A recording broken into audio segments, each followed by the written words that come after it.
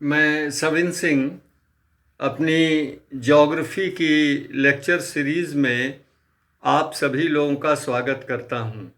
आज हम स्थानीय पवनों, खास करके चिनूक और फुहेन पवन पर चर्चा करेंगे।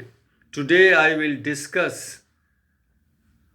On the local winds, particularly Chinook and foehn. Chinook हवा उत्तरी अमेरिका में राकीस पर्वत के पूर्वी ढलान की पदस्थली पर चलने वाली एक गर्म और शुष्क हवा है जो संयुक्त राज्य अमेरिका के दक्षिण में कोलोराडो से लेकर के उत्तर में कनाडा के ब्रिटिश कोलंबिया तक प्रवाहित होती है।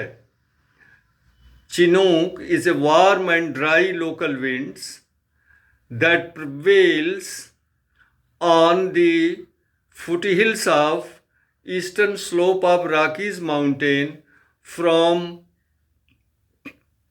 Colorado of United States of America in south to British Columbia of Canada in the north। ये चिनूक हवा को चिनूक क्यों कहते हैं?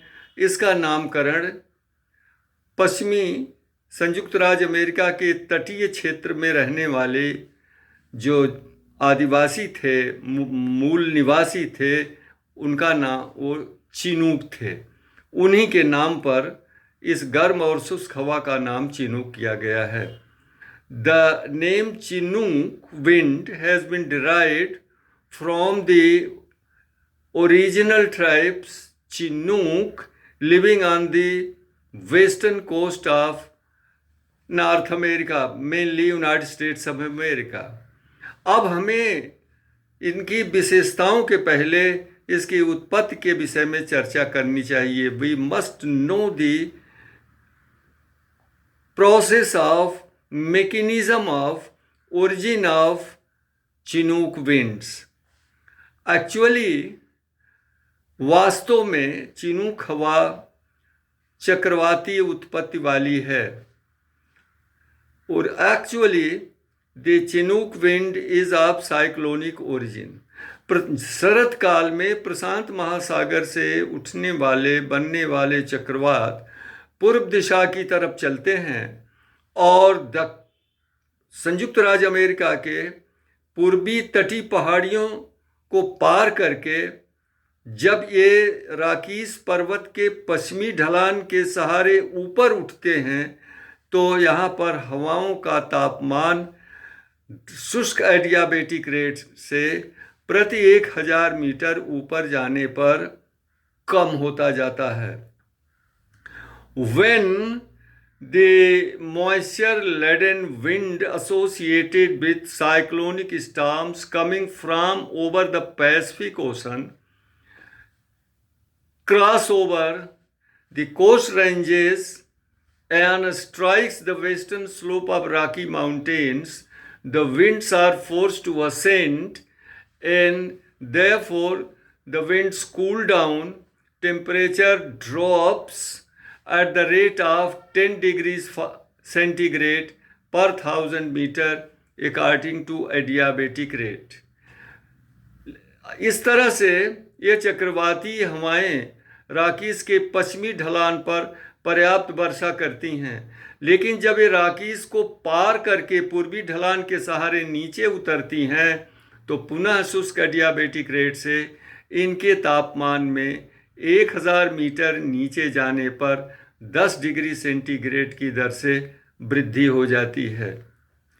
These cyclonic storms yield precipitation on the western slope of the Rocky Mountains, but whenever the winds cross over the Rockies Mountain and descend along the eastern slope, the temperature rises at the rate of 10 degrees centigrade per 1000 meter according to diadiabatic rate।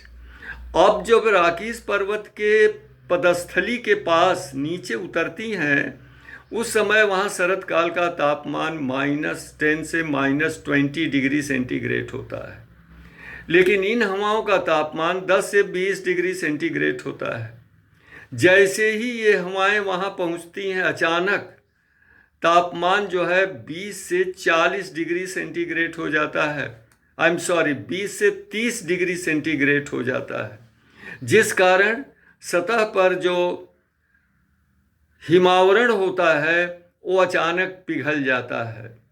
Normally the average temperature during winter season on the ground surface at the foothills of the eastern Rocky Mountain slopes is -10 to -20 degree centigrade.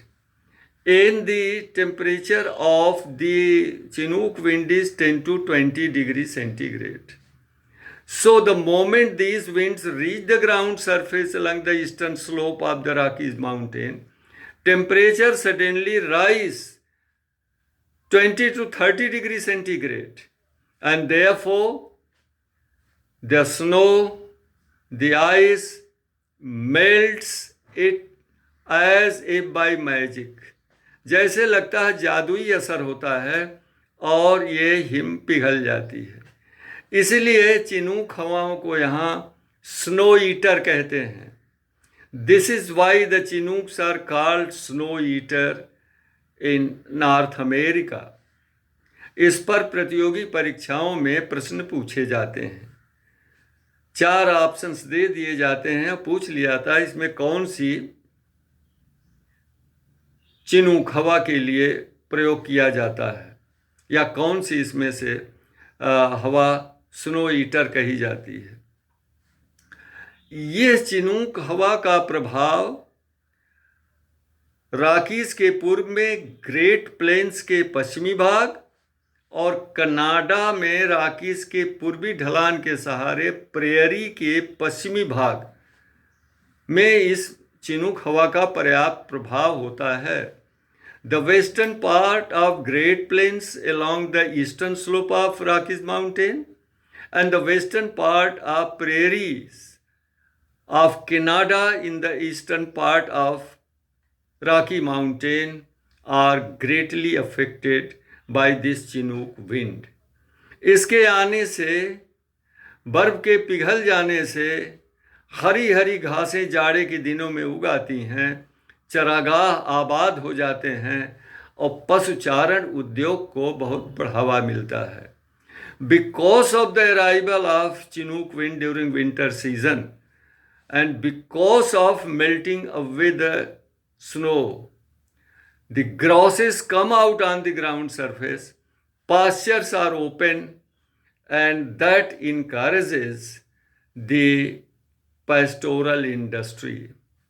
ये तो इनका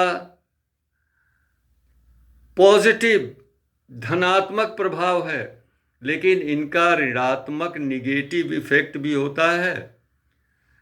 क्या कि जब तक धरातल के ऊपर हिमावरण होता है, नीचे मिट्टी की नमी बनी रहती है, लेकिन जैसे ही ये हिमावरण पिघल जाता है तो मिट्टी की नमी जो है वाष्पीकरण द्वारा शुष्क हो जाती है, जो स्प्रिंग सीजन में गेहूं की खेती के लिए नुकसानदेह होता है। The negative impact of Chinook winds is that during winter season, till the ground surface is covered by snow and ice, the moisture of the soils below remains intact. But whenever the ice cover and snow cover is removed because of arrival of Chinook wind, the moisture in the soil is evaporated. The soils become dry, and that is not beneficial to agricultural activity, particularly sowing of spring wheat.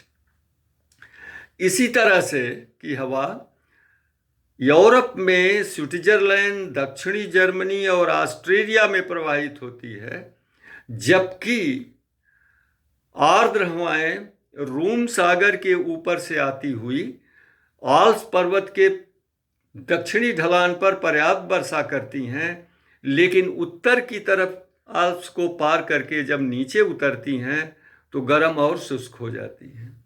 Similar wind to Chinook is called Föhn in Switzerland, southern Germany, and Austria. Here, the humid air coming from over the Mediterranean Sea, blowing northward, when it strikes the southern slope of the Alps mountain, they yield rainfall. But when they cross over the Alps mountain and descend along the northern slope, they are warmed up according to dry adiabatic rate, and they become dry and warm. And such conditions are found in the valleys of Switzerland, southern Germany, and Austria. जब ये हवाएं फॉयन wind Switzerland की घाटियों में पहुंचती हैं तो बर्फ पिघल जाती है और शरदकालीन मौसम सुहाना हो जाता है। होटल्स, रेस्तरां और पब खुले रहते हैं और चारों तरफ चहल पहल व्याप्त हो जाती है।